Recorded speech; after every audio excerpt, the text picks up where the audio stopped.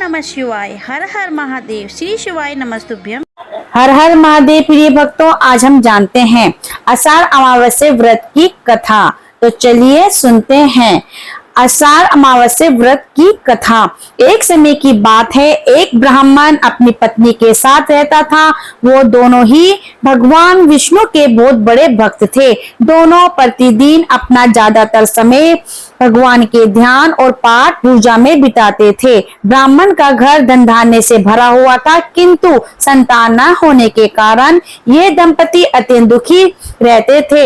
एक दिन ब्राह्मण ने अपनी पत्नी से कहा कि मैं तपस्या करने के लिए वन में जा रहा हूँ।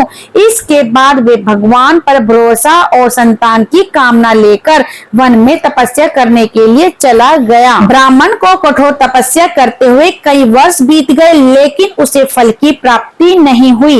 अंत में हार मानकर ब्राह्मण ने अपने जीवन को समाप्त करने का निर्णय लिया। अपने जीवन समाप्त करने के बारे में सोचकर उसने पेड़ की डाली पर फांसी का फंदा डाल दिया और अपने गले में बांधने लगा।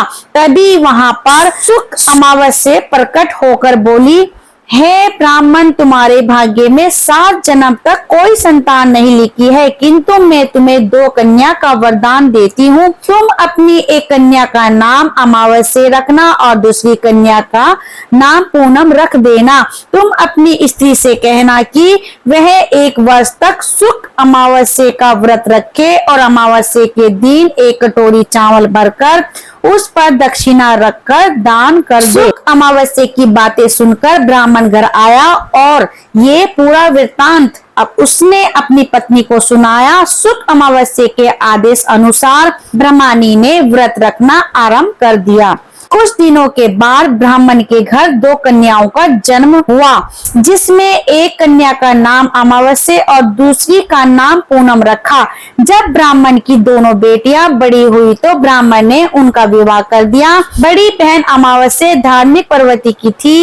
वे काफी समय भगवान की पूजा और धर्म कर्म में व्यतीत करती थी। इसके विपरीत पूनम भगवान को बिल्कुल भी नहीं मानती थी। वहीं बहन अमावस्या घर में सुख समृद्धि का भंडार था, पर छोटी बहन के घर में दरिद्रता छाई थी। जब बड़ी बहन अमावस्या को अपनी छोटी बहन पूनम के बारे में पता चला कि वो बहुत दुखी है, तब अमावस्या अपनी बहन के लिए ढेर सारा सामान लेकर उससे मिलने गई। छोटी बहन के घर पहुंचकर अमावस्या ने उसे 1 वर्ष तक शुक्ल अमावस्या का व्रत करने की सलाह दी। साथ ही अमावस्या ने व्रत को विधि पूर्वक करने के बारे में पूनम को बताते हुए ये भी कहा कि तुम 1 वर्ष तक शुक्ल अमावस्या का व्रत करना और 1 कटोरे में चावल भरकर उसे दान कर देना। ऐसा करने से तुम्हारे सभी कष्ट दूर हो जाएंगे और घर में सुख समृद्धि आएगी। पूनम ने अपनी बहन की बात को मानते हुए बिल्कुल ऐसा ही किया, जिसके बाद 1 साल के भीतर घर धन धान्य से भर गया और उसके घर एक बेटे ने जन्म लिया। तो चलिए यहाँ पे कथा समाप्त होती है। आशा करती हूँ कि आप इस कथा का श्रवण अवश्य करेंगे और इस कथा के श्रवण मार्ग से ही आपका भाग्य उदय होगा और पितृ भी प्रसन्न होंगे, आशीर्वाद भी देंगे और घर में सुख शांति भी बनी रहेगी। हर हर महादेव। अब मिलते हैं अगली वीडियो के साथ, तब तक के लिए नमस्कार।